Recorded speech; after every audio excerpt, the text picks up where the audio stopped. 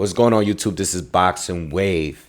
The big fight between Dmitry Bivol and Artur Beterbiev is going to be on June 1st. And recently on my spare time, and I know I have a schedule, I try to do breakdowns based on the schedule that's coming up. And I've been doing some on this specific fight. Just because I'm excited. I'm that hyped for the fight. I know I have fights that's coming up. Even Usyk and Fury, I haven't even begun doing any film study for that fight. And I will get to it. But I'm so excited for this fight. And I've spent some time this past week just watching older Beterbiev fights and Bivol fights that I've seen before in the past, just trying to get ahead of matching the two up. All right, because I'm definitely gonna break some of the fight down here, but I'm probably gonna do a final one. I still haven't fully decided on where I'm gonna go. Again, if you've been here, you would know that I've changed my mind throughout the years based on who they fought. Certain performances were so good between the two. I've been back and forth. I could tell you that I was a little bit more of a Bivol fan for a while, but I think Beterbiev, especially in the most recent years, have shown that he's not just power. He's a very, very good boxer at the same time. And it makes it very, very difficult because Bivol is so good. Like, as a technician, his IQ is so elite, in my opinion. But Beterbiev is such a monster, yet he brings that IQ as well. So it's very, very hard. And like I said, I've been going through the fights that I already seen all of these fights. But I've been going through the fights and trying to make that decision on where I'm going to go. And I'm not going to give you a final prediction now. But I'm just going to give you a few key things to look forward to just for you guys. We have over a month to go, so we have plenty of time. If you are into watching old fights and stuff, I'm just going to give you my opinion on where to look in trying to decide on this fight. Now, I've done 2 polls probably in the last 6 months or so with Bivol and Beterbiev. And both times they're pretty much close to being equal, okay, in the polls. Almost half of the people has Bivol winning by points, and the other half have Beterbiev winning by KO, okay? And that's to be expected. And even the comments that I'm reading, it's a lot of people that are Team Bivol. Beterbiev has looked like a monster, stopping everyone in some really good fights and performances lately, but you still have a lot of people that believe Bivol is going to win this fight. And I'll admit, I think most of the people that are picking Beterbiev is because of the power, and I think most of the people are picking Bivol because of the skills, but I also believe that it's because of the win over Canelo Alvarez. I think that might have impact on some people, not all. It doesn't have much of an impact on me because as I watched that fight, and I've rewatched it a couple of times, I don't believe that Canelo Alvarez was Bivol's toughest fight. I know Canelo is a pound for pound fighter, and in this generation he's had the best resume on paper. But I don't believe that Canelo was the toughest opponent. Most of Bivol's fights, he's not giving up more than 3 rounds. And in that fight, I know the judges try to make it closer than what it was. I think they gave all 3 judges, gave Canelo 5 rounds. And I think it was at 115, 113. I don't think you can give Canelo any more than 3 rounds, And even those 3 rounds were still really edgy. But I just don't think that Bivol is a guy that loses many rounds. He doesn't. For most of the time, he's either clearing you out or giving up 3 rounds. But I think there's one particular fight that if you want to see Bivol struggle a little bit, Bivol get hit more than what you're used to see him get hit by, because he has great defense. And Bivol missed a little bit more than what we're used to seeing because he is a very precise puncher. I would probably go to the Craig Richards fight. And I know some people may say, they may say Joe Smith Jr. And that's simply because Joe Smith hit him with a couple right hands that rocked him. He did. He caught him with a couple big shots. But if I'm talking about consistent back and forth, the only person that I've seen Bivol fight that was almost matching him was Craig Richards. And you may say, I remember the fight. Bivol was, I think he went like a year and a half, maybe a little bit more, maybe 17, 18 months without a fight. So he was very rusty. Craig Richards, as we know, no one really, really looks good against him. He has a few losses. He lost to Joshua Buatsi recently. A lot of people thought that Craig might have pulled out the fight. But Craig Richards is one of those guys that he's not a big name, but he boxes very good. And no one really looks good even beating him, And Craig is a guy, very good boxing technician, right? Very basic, nothing flashy, but he gets it done. He's consistent. He has the fundamentals all in place. And you saw that in a Bivol fight. And that is one of the only fighters that I could see that almost was able to match Bivol in certain rounds, because of the jab, because of the feints, timing the right hand on Bivol. Again, Bivol might have been a little bit rusty, but I wasn't, going back and looking at Craig and looking at all of his other fights at this point. I'm not surprised on how that fight went. Obviously Bivol won the fight, but Craig, that was the first fight, and see Bivol was like, okay, like I already seen him fight John Pascal. I already seen him fight Sullivan Barrera. And I was like, oh, Bivol has been my guy for years. But when I saw that fight, I was like, he didn't look so great in this fight. And that's the fight that I think I would go to, not so much in the Canelo fight. I thought Canelo, and this is an issue that I've had with Canelo. We know that Canelo in the past has gassed out in fights, right? He has a reputation in gassing out. But I think one of the other bad habits that Canelo would have in certain fights, not all of them, but certain fights, is he tries to load up too much. Sometimes like Canelo has a good jab, but sometimes he just doesn't use it. I think sometimes he forces the knockout. He wants to load up on everything. He wants to lead with power shots. And guys like Bivol was able to, just block everything. It didn't really, he really wasn't connecting that much outside of some good uppercuts on the inside. Canelo's jab was missing in that fight, and that was part of the reason why he lost so easily to me. Craig Richards, in my opinion, was way better against Bivol than Canelo was, even though Canelo was Canelo.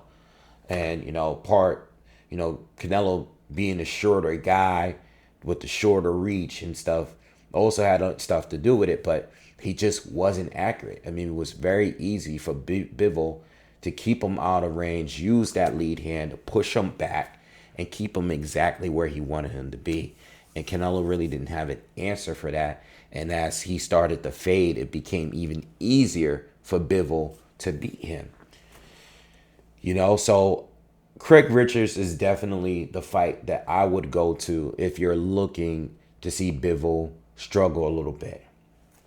When it comes to Artur Beterbiev, it's easy. You got to fight. You got to watch the Alexander Volstik fight. If you haven't watched it, watch it. It's a very, very good fight. I just finished watching it a couple days ago. Again, this is a fight that I normally go to whenever I'm doing any breakdowns for Beterbiev. This is the fight to go to. I think this is the best fight that Artur Beterbiev has been in his professional career. I think Anthony Yarde was probably the second best, but this fight here is by far the best fight because here you're going to see someone going toe to toe with him and being able to hit and land as much that anybody else has done against Beterbiev. You know, Beterbiev has been knocked down. He's been hurt. Okay. He has fights where, you know, he didn't look phenomenal. But this is the fight. And even though he got a stoppage here in the 10th round, you know, I would say at least the first 8 rounds were fully action-packed, very competitive fight. A guy that was able to make him miss and make Beterbiev pay and make him back off at times. So this is by far the best Beterbiev fight. Again, if you haven't seen it, check it out. And Volstik did retire after that fight. You know, Volstik was the first. He was the one that retired and down to Stevenson. And luckily, Stevenson is doing okay. You know, I do check him out. He does have social media. He's doing okay. All right, but he retired him, and Volstik went on to fight Beterbiev in unification, and Volstik lost the fight and was stopped in that 10th round, and he went like a few years. I don't know. I think it might have been 3-4 years without a fight. And he recently came back, I believe last year, had about 3 fights. Let me look it up. Let me just pull it up real quick just to be sure. He had about 3 fights against journeyman, you know, but it's him being active again. Yeah, he had 3 fights. He had one in February, March, and in September. All right. Against one of them is against Richard Bolotniks, is who I'm the only one that I'm familiar with out of the 3, which is a tough guy. The first guy had 34 losses, you know, but Bolotniks is pretty good, and Volstik was able to stop him in a 6th round and a 10-round fight. All right. So he did go almost 4 years. All right. After 2019, we didn't see him in the ring until 2023. And now he's going to be fighting David Benavidez on the undercard of Tank Davis and Frank Martin, which is another fight that I plan on doing a breakdown for. You know, that's a fight that people cannot sleep on, because I still think that Volstik, even at his age, yes, he's 38 years old or 37, even at his age, I still believe that this is a tougher fight than for Benavidez in his first fight at light heavy than Caleb Plant and Demetrius Andrade. So be on the lookout for that breakdown when I do it. Because even though this older guy is older, he is bigger. He is a career light heavyweight. And he has much more experience and a better resume, in my opinion, than those 2 guys did. All right. So anyway, going back to what I was saying, that was a phenomenal fight. Volstik and Beterbiev. Definitely go and look at that. You can see all the weaknesses. You're going to see Beterbiev getting hit more than we're used to see him getting hit, and show respect to an opponent. All right. I think when it comes to Beterbiev, I think like the key things with him, obviously his power, but I think he has shocking speed. You know, I think his speed kind of catches you because you don't expect it. You know what I mean? He has a way of closing a gap on you unexpectedly. You know, and I think that's what makes him kind of tricky, because he'll use the ring and he'll be using a lot of lateral movement, and out of nowhere he dashes toward you, and now you're getting ambushed. And even if you're guarding up, the punches he don't land clean against you still hurt, because pound for pound, he's got to be one of the biggest punchers, maybe top 2 or 3 in the entire sport. Pound for pound, he has knocked out every single fighter that he's fought.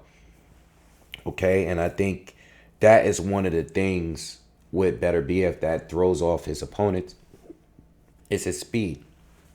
Even at this age, watching the Callum Smith fight, going to the Anthony Yard fight and seeing what he did to Yard, going to the Joe Smith Jr. fight and just watching him just easily dismantle this man who was always dangerous. You know, most of these guys never really look good against Joe Smith Jr. You know, so I think Beterbiev, key things, the power, very quick, phenomenal timing. Not the greatest defense. I think yes, at times he fights out of high guard and it does leave openings there. If you've seen him go Volzdik fight, Volzdik was easily landing right hands to the body, throughout the fight. And all of the openings, punching through the guard, punching around the guard, they were there, and Volzdik did capitalize on that. Unfortunately for him, he just didn't have enough power to really put a hurting on Beterbiev. And that's going to be the same for Bivol. Bivol's never been a real puncher like that. Volzdik is probably a bigger puncher for sure than Bivol is, and he's naturally a bigger man. So those are some of the things that if you want to gauge between Bivol, because Bivol and Volzdik has never fought before. Okay, so when it comes to those two were both champions along with Artur Beterbiev, but they never actually fought. At least as pros. I don't believe they fought as amateurs neither, but they never fought. So I don't know who's better between Volzdik and Bivol. But but Volzdik was able to capitalize of that high guard with Beterbiev. I think another issue with Beterbiev is at times that he has I say this about Fabio Worley at times. Sometimes when Beterbiev get hit with a good shot, he goes crazy. He goes berserk.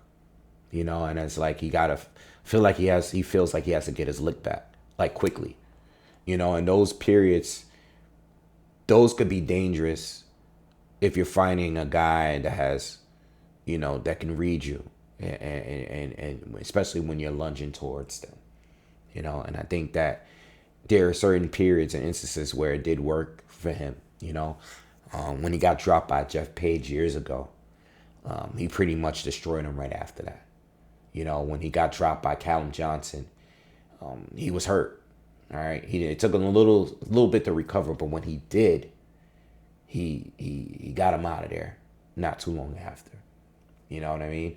But there are periods in certain fights when he gets caught with a good shot, and he wants to return the favor instantly. And when you're fighting someone that has as much self-control as Bivol, that could be an issue. It could be an issue. It may not be, but it could be an issue.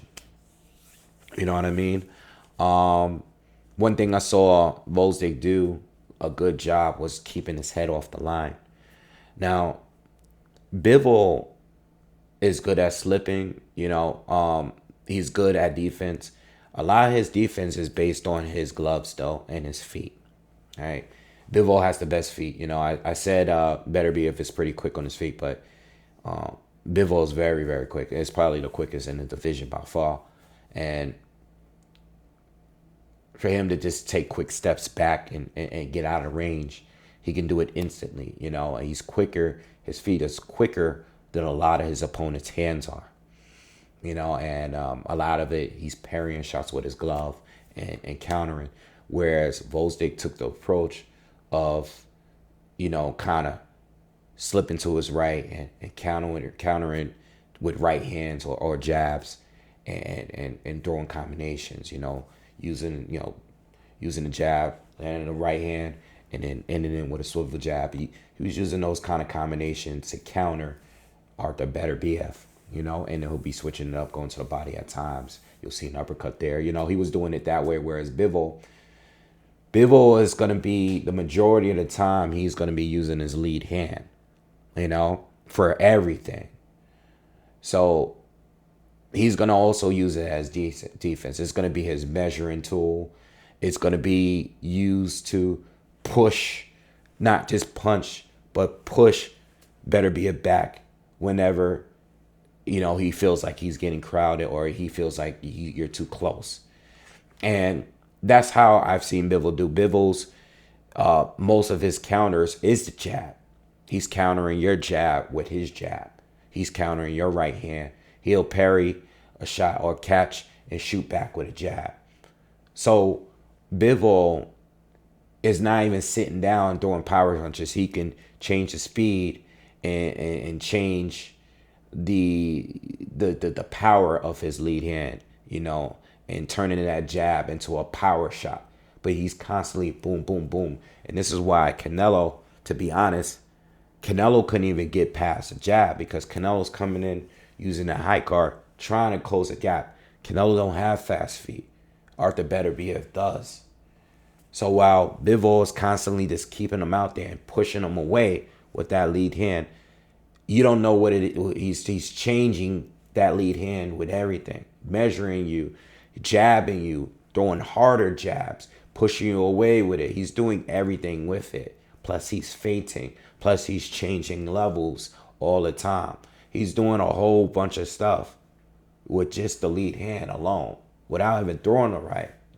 So, Bivol, that is one of his advantages. But in this particular fight, he has to be careful because Artur is a master at timing his opponent's jab. We've seen a lot in a Joe Smith, and I know Joe Smith is not Bivol. Okay, I know just Joe Smith, he don't have the technique. He doesn't have the fundamentals that Bivol have. But Joe Smith was throwing a jab too close, and he was using his jab to get in range at time and then throw the right hand, but it became too predictable. And sometimes Joe would just throw it out there mid close range, and Beterbiev, which in my opinion is his best punch, would counter it with throwing an overhand right and timing him perfectly. And that's the punch. I think that is the biggest threat for Bivol in this fight. If Bivol happens to get hurt, if he gets knocked down, if he gets stopped, you better believe that that's the punch that's going to catch him. I've seen Craig Richards land that shot and stun Bivol for a second. We've seen Joe Smith Jr. catch him with that same shot and stun him because there's time you leaving that land. Yeah, Canelo didn't get to him, but we seen other fighters do it. And they weren't as good, as dangerous as Artur Beterbiev. He's great at timing, and I think he has speed that's kind of surprising. I think his speed, I think Beterbiev's strengths, all his other strengths are underrated because he's so much of a puncher.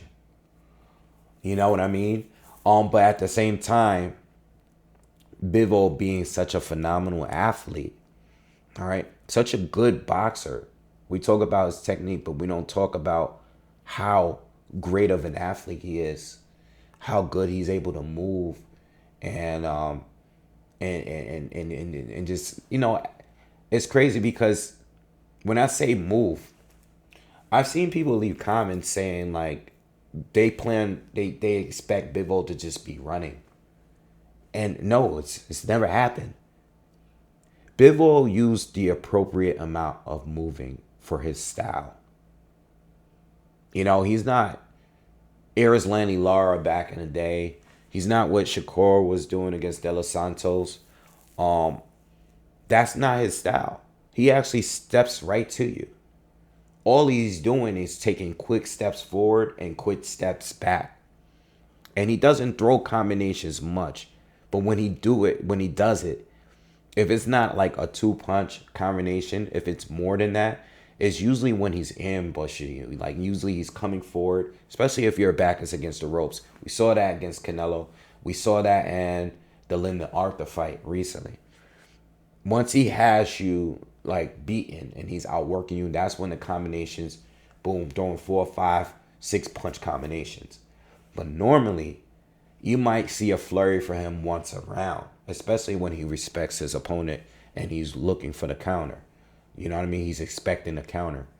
He is a guy that's always looking for return fire. Whereas Beterbiev, not so good defensively, but his durability and his punch resistance makes up for what he lacks.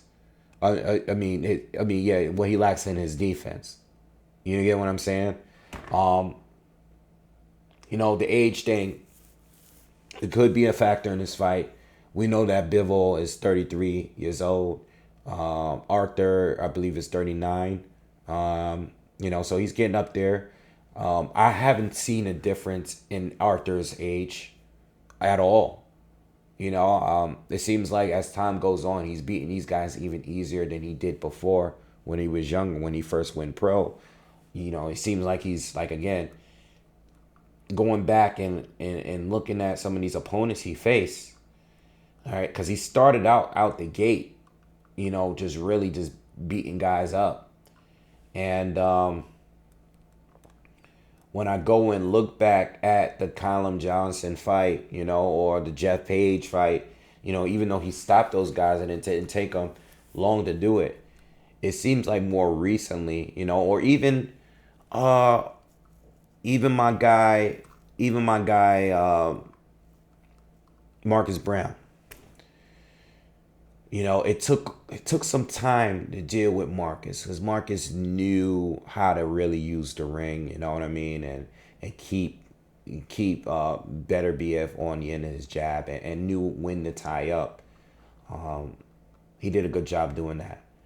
But more recently, he's just been destroying everybody. I know Yard did 8 rounds with him, but I mean, that was a brutal 8 rounds. Callum Smith, I don't think Callum Smith had much of a shot since the fight started. But it's basically, my point is, this guy hasn't looked like he's 39. And not only that, but he's also the volume. His punch output is still very high. With that pressure.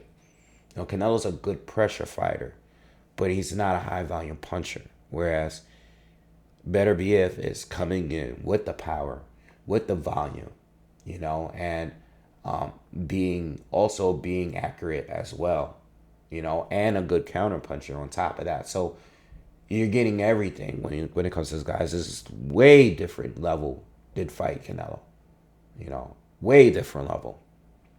And some of you may not want to hear that, but it's the truth. You got to watch his fights. Tough fight for Bivol. And the thing is, as I said, like Craig Richards being his most difficult opponent to date, in my opinion. Even though he has people that are more accomplished on his resume, that was his toughest fight. But I cannot find someone that's even close to Artur Beterbiev as far as intensity on Bivol's resume. They're just not there. They're good fighters. Joe Smith, very good. That's the one fighter that they have in common. We already know Beterbiev was the better. Doesn't mean anything, though. It doesn't necessarily mean that Beterbiev is going to win because he did better against a common opponent. So Beterbiev is just the better destroyer. But looking through this resume of Bivol, you got Sullivan Barrera, very good. He only had 1 loss at that time, and he was stopped. He only had lost to Andre Ward at that time. This is back in 2018 when Barrera was a top-tier 175-pounder. All right, Isaac Chilemba, John Pascal, Joe Smith Jr., obviously. All right, Craig Richards, Canelo Alvarez, Gilberto Zerto Ramirez. And then that's a fight that I haven't gone back and watched. I remember scoring it 10 rounds to 2. But that's a fight that goes to show that Bivol comes straight towards you. But Ramirez was the bigger guy going in the fight. Bigger guy, southpaw. A lot of people thought that Bivol was ducking this guy at one point. People said that Canelo was ducking him too. But Bivol not only brought the fight to him, but he outworked him, hurt him, backed him up constantly throughout the fight. Made it look very easy too. So yeah, there are certain fighters here going into fight. They were supposed to bring that same amount of intensity. Ramirez failed at it. Canelo failed at it. I think Joe Smith did a decent, and I think Craig Richards boxed well, but wasn't really intense. Craig Richards was fighting a fight that Bivol likes to fight. And he just had some success because he was a tall and rangier guy with good timing and good jab. But he didn't bring it in any intensity, you know what I mean? No pressure, just more like a chess match. So I'm not going to get that there. We won't know until the night of the fight. The way boxing works, you just never really know until we see it. You never really know. And even though I said Beterbiev did fight Volstik, who I truly, truly respect, and gave him a very, very good fight. So did Yard. So did a few other guys. Yes, he's been dropped. You just never really know based on the styles. And no, there's no one that comes with the quickness that Bivol has. I think the only thing Bivol is down in here is the power. I still do believe that Bivol is a little bit more skilled. But Beterbiev is the puncher. You know, and the gap, in my opinion, is really not that wide when it comes to skills between the two. You know what I mean? And skills is subjective if they haven't fought. You know, it's more like a preference thing. His style versus his style. They're both really, really skillful. They just use their strengths and weaknesses in different ways. Or, you know, they use their strengths in different ways and their weaknesses are different.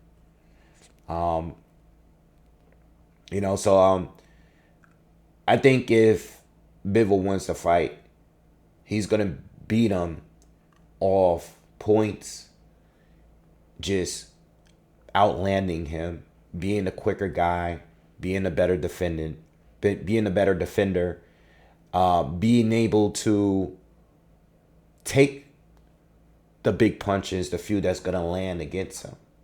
You know what I mean? I mean, it goes back to the Volstik fight. Yes, Volstik was stopped, but he took a lot of the shots for a really long time.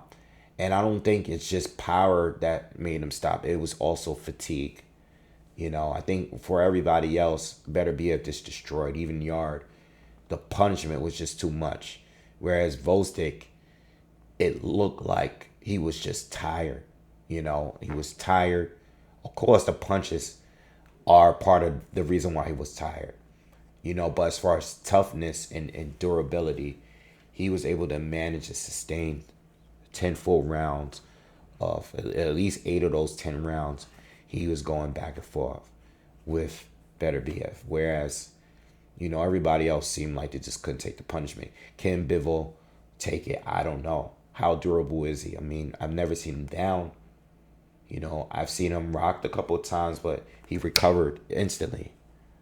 So if he can take those big shots he's gonna get hit with, and if he can guard up and make Beterbiev miss the majority of his shots, he'll do well.